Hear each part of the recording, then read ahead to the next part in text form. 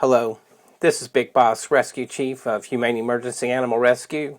Welcome to our series, Animal Rescue Postmortem, where we analyze the good, the bad, and the ugly of animal rescues throughout the world.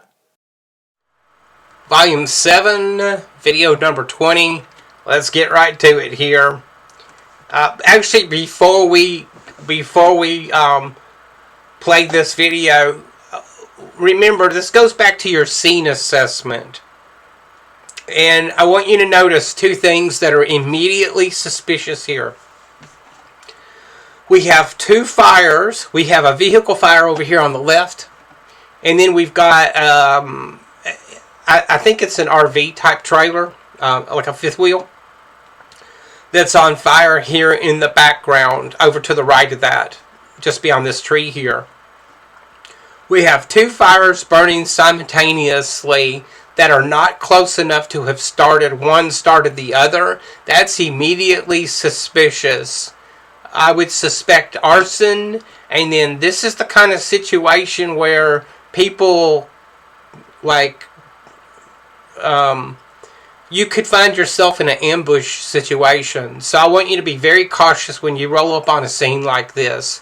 This could be also a setup. So sometimes these kind of things happen. So somebody like kills somebody and then they set fire to cover it up. Or it's like a murder-suicide situation and then they set the place on fire. So be very cautious when you roll up on a situation like this. This should immediately raise your awareness to be on the lookout for any other activity that might get you killed, where another human being might try and kill you. Okay. I don't think. I'm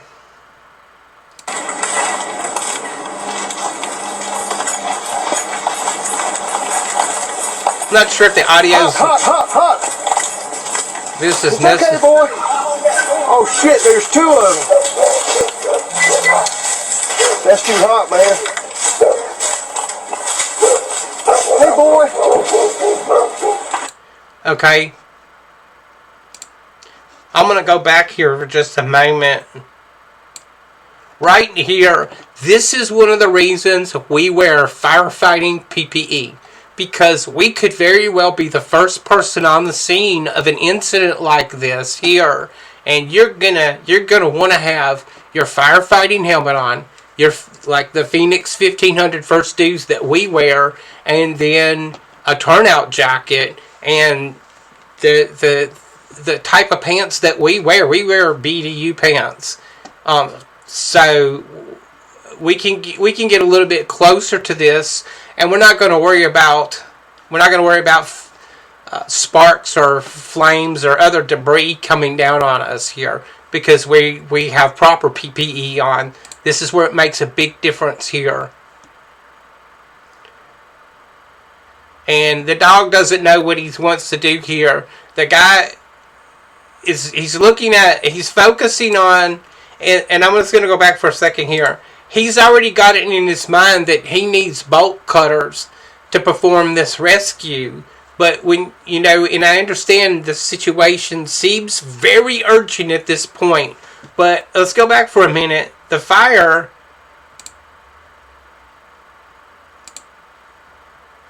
actually, that's probably a better place to stop here. Sorry, I know this is going to be a little bit disjointed here. This video is 11 minutes. So, stop right there. The dogs are over here. The fire's over here.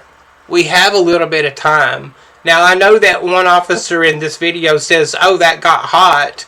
And you do. You've got radiant fire here. A radiant heat that could set other things on fire. And let's see if we can see it. Right. Why does this thing not stop when I want it to? I believe the radiant heat from this fire started this fire over here. Okay? So that's radiant heat in action. That's why you'll see firefighters roll up on the scene and start pouring water on a building that's not on fire. Okay, so we're going to get over to this issue here. So we're here. So instead of being in such a rush to get the dogs out of there, and it's admirable what they're doing here, just stop. Just stop. And take a look at what's in front of you. And you'll see that this dog has a collar on.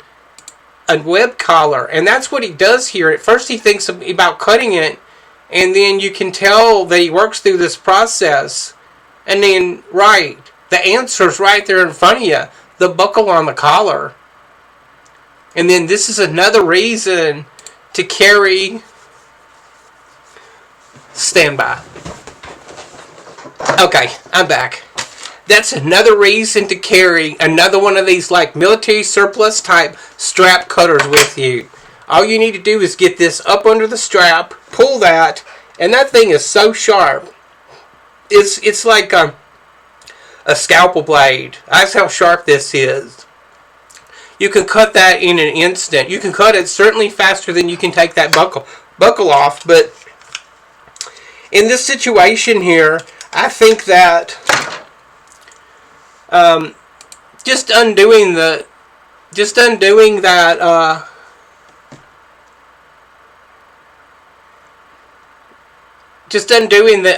buckle on the collar is adequate enough. Okay, so let's go back here for a moment, and actually I want to play the audio on here, because listen to what the officer says. Yeah, okay, we got the audio queued up. Bitch, that's hot.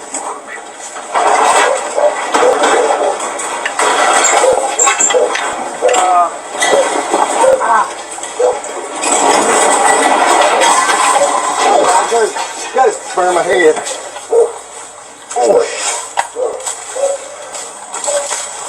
So it's happening really quickly here.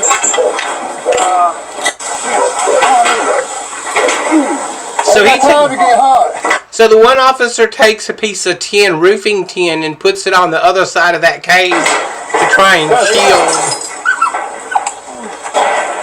Oh, bitch, that's hot.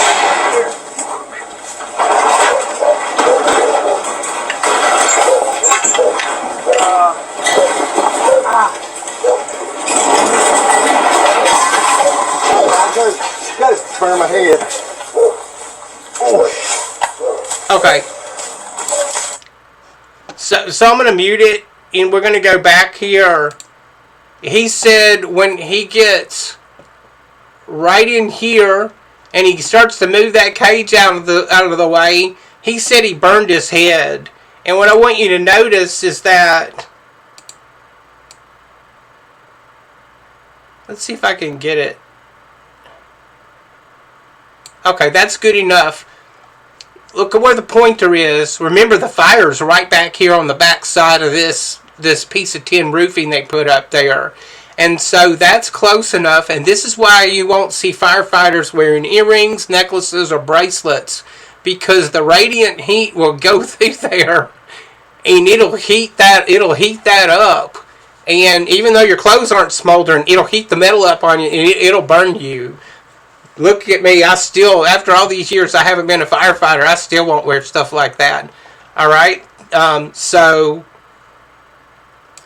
that's another reason that we wear firefighting personal protective equipment, is because in an urgent situation like this, I want to put on my PPE, and I don't want to I'm not thinking about that anymore. That's one less thing that's off of my mind. All I want to focus on is the rescue. I don't want to focus on, is that burning my hands? No, because I got the proper gloves on. Are those embers or anything else burning me? No, I've got the proper jacket on. Am I worried about anything that's going to happen to my head? No, I have a firefighting helmet on that's rated for firefighting. I know that when I put those things on, I can run in and start doing what I need to do, what my training is, and be very successful at that, and not have to worry about any of those other things, because I'm properly equipped. Now, I'm going to go ahead and scan through this video really quick, and I've really talked about this video, at least as far as what we've seen so far, but I've got to ding on the fire department here. The fire that's way back over here, They probably only got 150 feet to 200 feet on this attack line, and they've got the engine all the way back here. And I know one of the reasons he parked the engine back here is because this car fires over here. But drive around it. Your main fire is over here, and it should be really easy to see from this part of the road. We saw it in the initial body camera footage where the big fire is going to be. The vehicle fire is contained. It's all this other stuff that's in close proximity to each other that's going to burn. So you need to get your engine all the way up here where this vehicle is, this semi-tractor is, and then start fighting fire. Because he's out of hose by the time he gets here. And then to move your engine, you got to shut the engine. You got to shut the pumps down on the engine to move it, and then move it. So this vehicle, that firefighting vehicle, should be parked in here. And if there's not a hydrant or a water source or a truck on the way, then you need to be conserving water. Or the fire's all the way over here, bro. So, and then the other thing is, stop right there.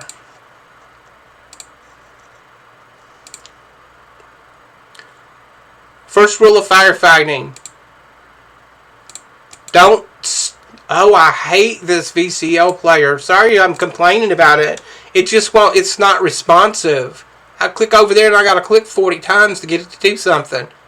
Right? There. Don't stick fire hose between your legs. Alright? Don't stick fire hose between your legs. Just listen to the pros. Okay? And then I'm going to go ahead and speed this up because I don't know what else this video has.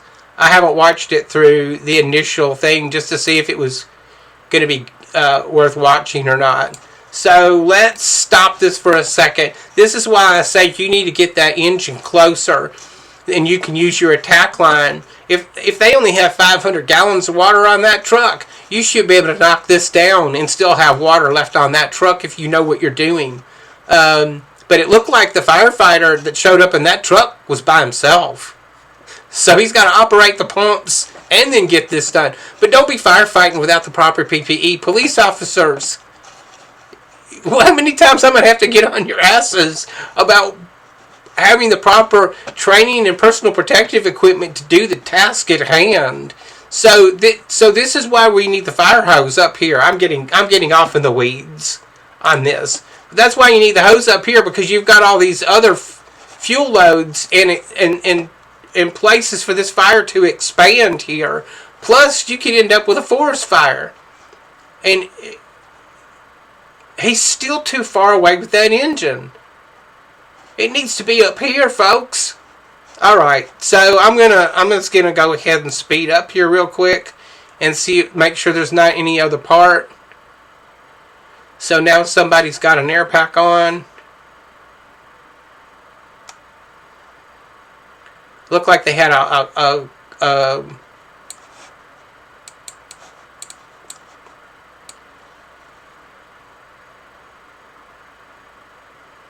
yeah, they had back here. There's a pond back here, so they can draft off of that. They may even have a standing, like a draft hydrant, where they can tap into that and drive straight out of there.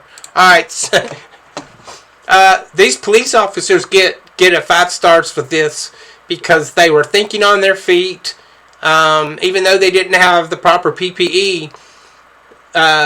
They were thinking on their feet. They got it done. Those dogs got out of there. I would like to have seen the dogs put on a leash and then led off to someplace else so they're not loose to run off. But maybe they'll be easy to access here afterwards. And it's not police jobs to do firefighting jobs. If you're not a firefighter, you probably shouldn't be doing firefighting. And he's not spraying anything. Now he's spraying something, but you need to go where the fire is, guys. That's where the fire's at. That's why we wear the proper PPE, so we can get in close and put the water where it belongs. Spraying this on this side here, that's not doing anything. Alright, I've gone on this video long enough. We'll see you in the next one.